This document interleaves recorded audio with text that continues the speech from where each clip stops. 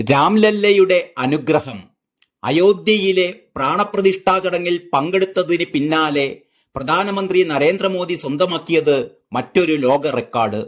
YouTube live സ്ട്രീമിംഗിലെ ആഗോള റെക്കോർഡാണ് മോദിക്ക് ലഭിച്ചത്.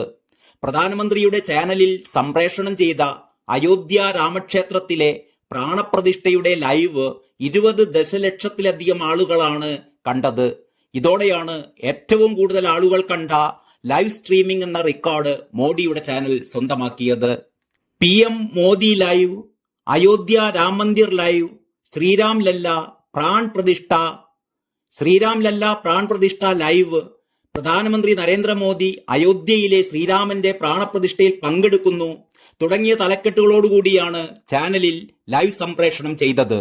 ഈ വീഡിയോകൾക്ക് യഥാക്രമം 10 മില്യൺ വീതം വ്യൂസ് ആണ് ലഭിച്ചത്. ലോക നേതാക്കളുടെ യൂട്യൂബ് ചാനലുകളെ ബഹുദൂരം പിന്നിലാക്കിയാണ് മോദി ചാനൽ കുതിച്ചുയർന്നത്.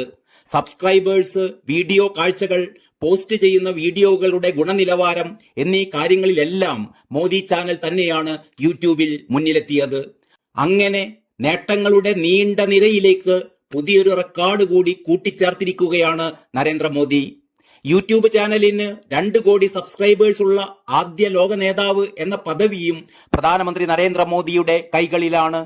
യൂട്യൂബ് സബ്സ്ക്രൈബേഴ്സിന്റെ കാര്യത്തിൽ മോദി ചാനൽ മറ്റു ലോക നേതാക്കളുടെ ചാനലുകളെക്കാൾ ബഹുദൂരം മുന്നിലാണ്.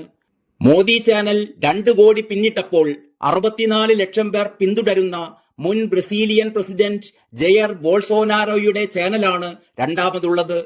നീണ്ട തപസ്യക്കൊടുവിൽ നമ്മുടെ രാമൻ വന്നതായും ജനുവരി 22 കലണ്ടറിൽ രേഖപ്പെടുത്തിയ ദിനം മാത്രമല്ല, കാലചക്രത്തിന്റെ ഉദയം കൂടിയാണെന്നുമായിരുന്നു പ്രധാനമന്ത്രി പ്രാണപ്രതിഷ്ഠാ കർമ്മത്തിന് ശേഷം അതിഥികളെ സംബോധന ചെയ്തുകൊണ്ട് പറഞ്ഞത്.